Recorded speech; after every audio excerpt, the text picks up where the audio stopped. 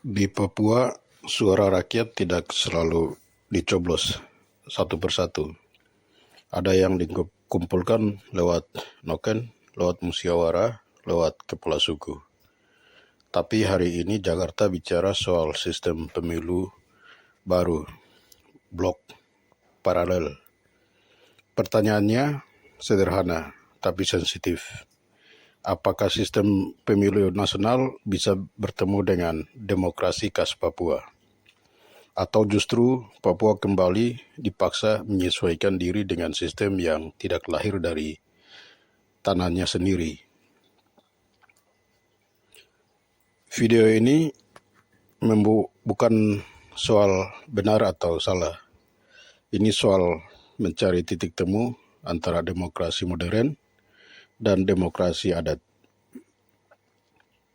Sebelum kita bicara jauh, perlu pahami dulu apa itu sistem blok paralel dan kenapa ini berbeda dengan sistem proporsional yang kita pakai sekarang. Apa itu sistem blok paralel? Blok paralel, dua jalur pemilu berjalan bersama. Jalur distrik, siapa yang menang di wilayah, dia dapat kursi. Yang kedua, jalur partai berdasarkan suara nasional.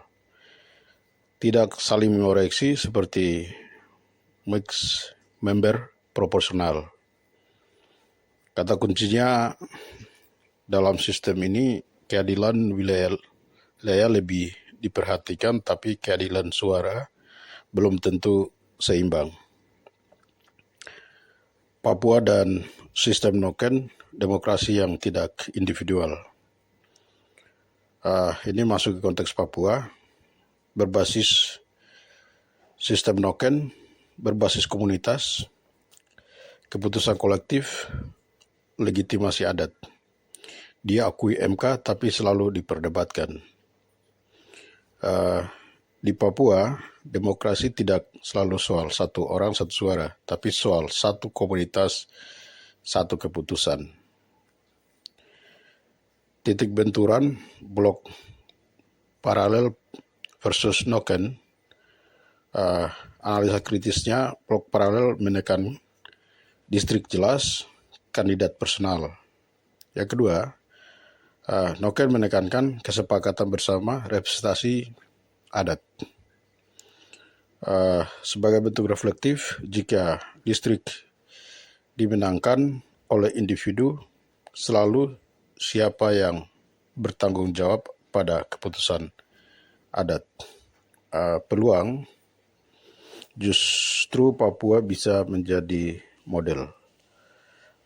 Balik sudut pandang ini penting. Papua bukan masalah tetapi laboratorium demokrasi.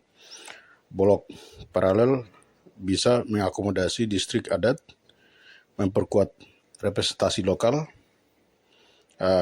dengan syarat aturan khusus, pengakuan komunitas dan adat sebagai subjek politik. Kuncinya, masalahnya Papua bukan harus menyesuaikan sistem, tapi sistem berani atau tidak menyesuaikan diri dengan Papua. Demokrasi tidak lahir dari satu cetakan. Jika negara mengakui kebersamaan, maka sistem pemilu juga harus berani beragam. Papua bukan pinggiran demokrasi. Papua adalah cermin. Sejauh mana negara mau mendengar rakyat dengan caranya sendiri.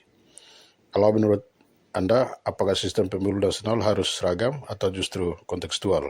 Tuliskan komentar Anda di kolom komentar.